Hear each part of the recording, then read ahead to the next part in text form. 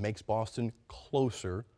What does this do to the gap as the Celtics try and chase down the Cavaliers? Well, it gives them a lot of versatility, as he pointed to.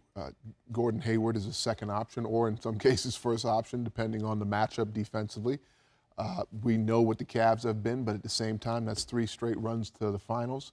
A fourth, I'm sure they're aspiring, to obtain. But physically, will they be able to stay fresh and as healthy and as competitive as they have in the past? I don't know. They struggled with it this year in the regular season.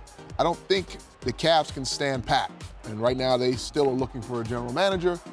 And I think they need an additional tinker here in their roster. So you think Gordon Hayward gets the attention of the Cavs?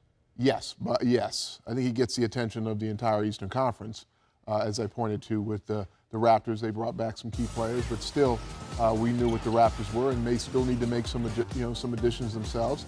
And then the Wizards, growing steadily there with their youth, but on the fence here with Otto Porter.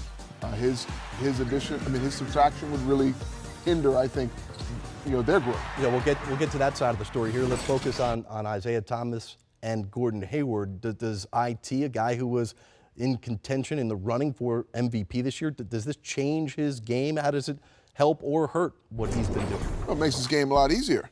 A lot of attention was paid to him in the fourth quarter, yet he still led the league fourth quarter points on an average. I don't think that will change. A lot of flexibility with his ball handling and shot creating capabilities. But man, I tell you have to keep honest out there if Gordon Hayward's on either the right or left wing coming off of that pick and roll. And like I said, matchup-wise defensively, Gordon has been doing it for Utah for a number of years now himself, handling the responsibilities down the stretch in the fourth quarter. 2 options to that magnitude gives you great flexibility. So it is, we were wondering heading into the playoffs if Boston would have a consistent number 2 guy, but do they now maybe have a number 1 guy? Who gets number 1s? Well, who gets the last shot? Well, like I said, it's matchup. It's always matchup based, but they got 2 number 1s now, which will make it life a lot easier for Avery Bradley, Crowder, Al Horford, individuals that, we're going to obviously get some easier shots taken.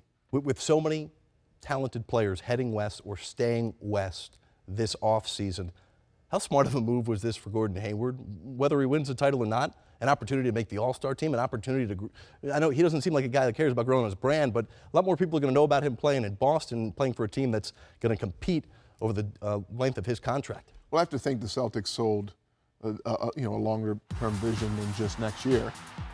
When you think of what's happening in Cleveland as the King ages, and all the talk of him maybe moving out west, we think about the landscape in general.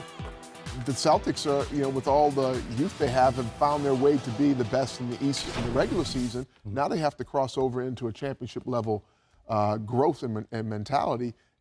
He adds to that, and I think they can add to that for a good run here of a number of years. We're seeing it right in front of our eyes.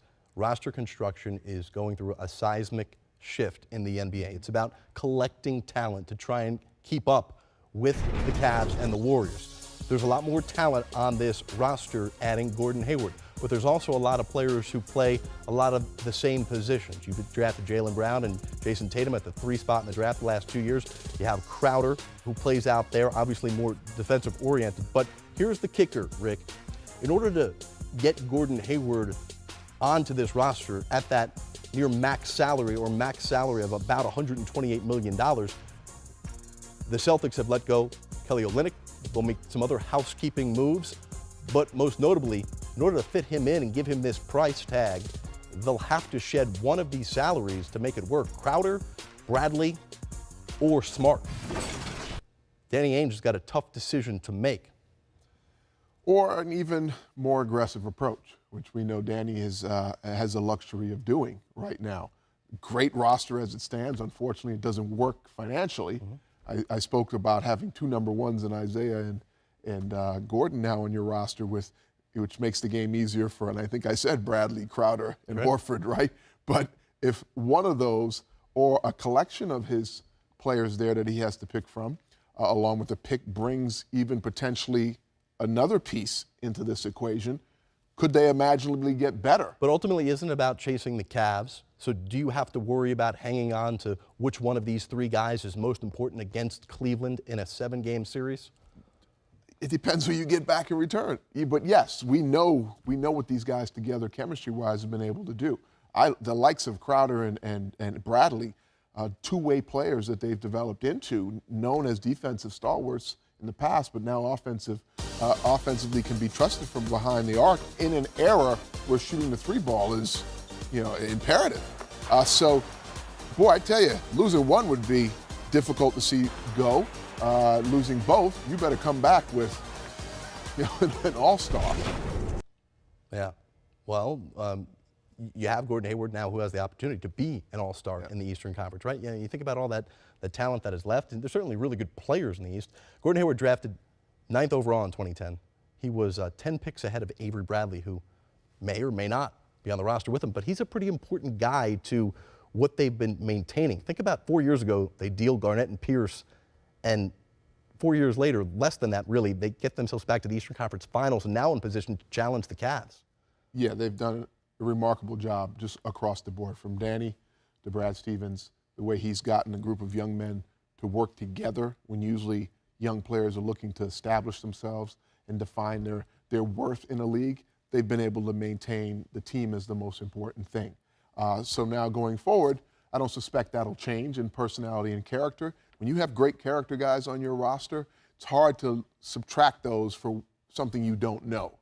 And they're going to have to make a tough decision to get Gordon obviously in there. Yeah. I'd hate to think that Crowder or Brad